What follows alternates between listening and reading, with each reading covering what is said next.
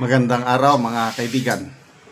Pag-usapan natin ngayon, bigyan ng reaksyon itong post ni Attorney Harry Roque tungkol kay First Lady Liza Araneta Marcos. Sabi ni Attorney Roque, kailan kaya magsasalita ang Malacanang kung bakit nasa Amerika na naman ang LAM, Liza Araneta Marcos? Sandali na lang, pwede na ma-FOI ni Maharlika.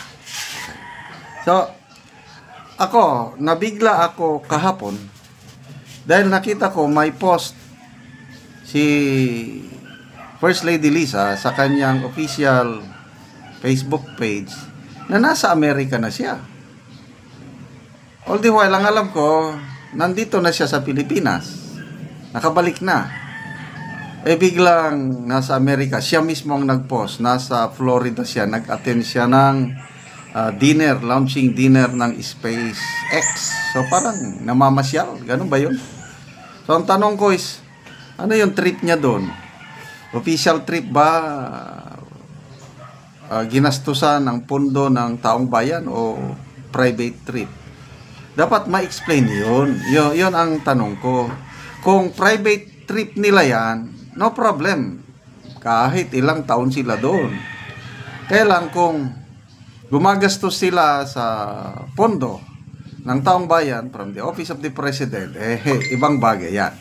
Kaya, agree ako dito sa post ni Attorney Harry Roque na kailan magsalita si Yusek Claire Castro.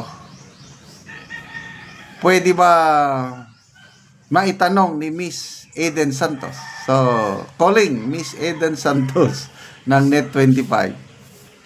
Walang ibang reporter na may tapang ng loob na magtatanong tungkol nito kundi si Miss Eden Santos lang. Ano kayang isasagot ni Attorney Claire Castro? Hindi. Fake news yan. Nandito siya sa Pilipinas. Ay, nako.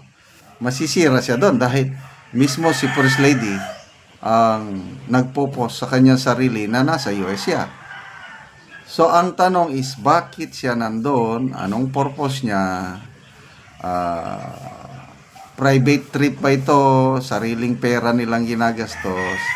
O official trip as First Lady at gumagastos ng pera ng taong bayan? Yun po ang dapat masagot. Okay? So, hintayin natin. Ano sa tingin nyo? Magsasalita ba si Yusek Claire Castro? O sabi niya, next question please. Ito, yung sabi ni Attorney, sandali na lang, pwede na FOI ni Maharlika. Anong ibig sabihin nito? FOI is Freedom of Information. Correct me if I'm wrong. Ano itong sandali na lang, pwede na ma-FOI? Si Maharlika ba is gumagawa, nagre-research ba? Nagko-coordinate ba siya sa US authorities para makakuha siya ng relevant information tungkol sa presensya ni First Lady doon? Ganun ba yun? At ang US government ba magbibigay ng informasyon tungkol sa real status ni First Lady sa US? Ganon ba yun? Nagtatanong lang kaya hindi ko maintindihan. Paki-comment. Anong ibig sabihin ni Attorney Roque na sandali na lang, pwede na siya freedom of information ni Maharlika. So, alam naman natin kung gaano kagaling mag-research si Maharlika. Marami siyang contacts.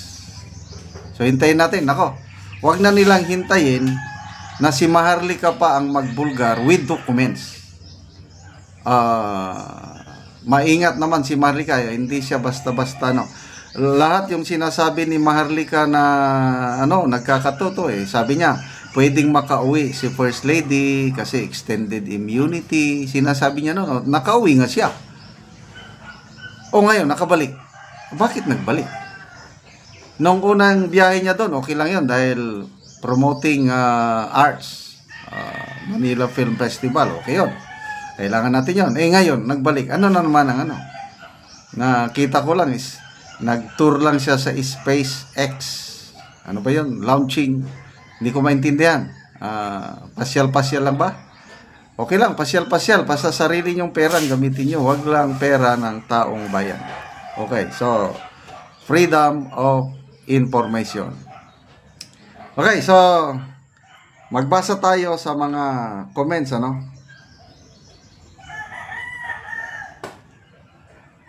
Evan Yuki, sabi niya, sana, Ricky Hernandez, sana tuluyan ng makulong habang buhay para mabawasan ang magpapahirap sa bansang Pilipinas.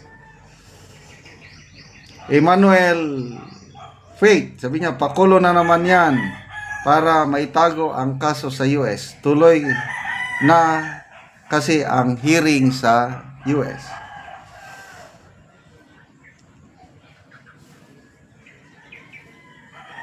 9586, nagsisimula na ang hearing niya sa LA sa kaso niya.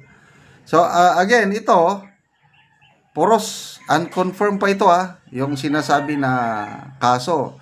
Wala pang ganap na ba, baka ma-charge tayo ng fake news. Binabasa ko lang mga comments. So as far as kaso, walay klarong kaso. Dinideny ng Malacanang na walang kaso, yun, deny nila. So, ano yung importante, may document na may pakita. Kaya ito, siguro ang sinasabi ni Attorney Roque na freedom of information ni Maharlika, makakuha siya ng mga dokumento para may basyan. Si BP Sara, yung pahayag lang niya na isama si First Lady Lisa sa police report na kung saan namatay si Mr. Paulo Tantoco sa hinahinalaang drug overdose at nandoon ang presensya ni First Lady. Yung police report ang sinasabi ni BP Sara. Na sinabi naman ni Jose Claire Castro na fake news daw yun. Okay? So, bahala tayo, ang taong bayan, kung kanino maniwala kay Jose Claire Castro. Fake news yun, wala yun.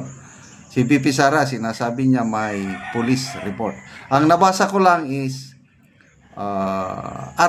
news article sa Beverly Hills ba yun o Los Angeles na yun, iniimbestiga na yung coroner's report or medical examiner nag-request ng drug testing doon sa biktima 2 to 3 months bago malaman yung resulta.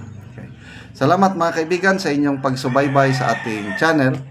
Nakakatulong kayo ng malaki sa tribong Talanding ng Bukidnon na tumutulong tayo ngayon, nagbibigay ng yero at pako para ma-repair ang sira-sirang bahay ng mga Talanding.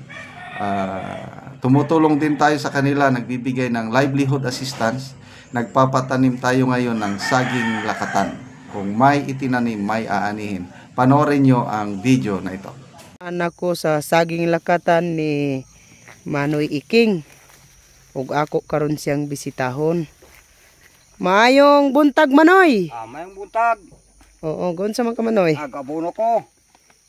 Complete. Og nukos munyon. Complete dopos amonium. Oo. O mga dagko na gid man imong saging. Oo, salamat po. Nani ang saging ni Manoy Iking ug mga maayo gid kaayo og tubo.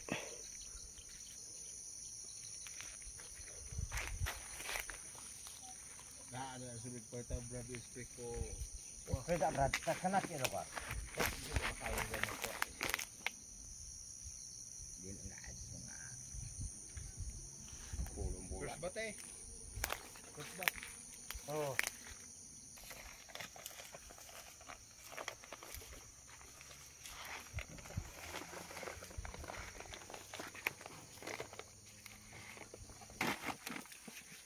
Pila gani ni kapunuan, Manoy, imong saging lakatan? 144 ni tanan. 144.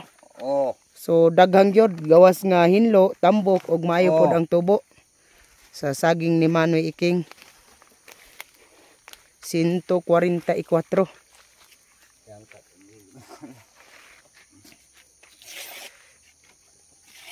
Og karon Manoy, unsa imong maistorya bahin sa padayon sa pagpananom og sa pagsuporta sa abono uban pa nga magamit nato sa saging Manoy? Nagpasalamat kid ko sa Ginoo nga ingon man sa nagtan-aw sa video nga nagsuporta sa abono. Oo.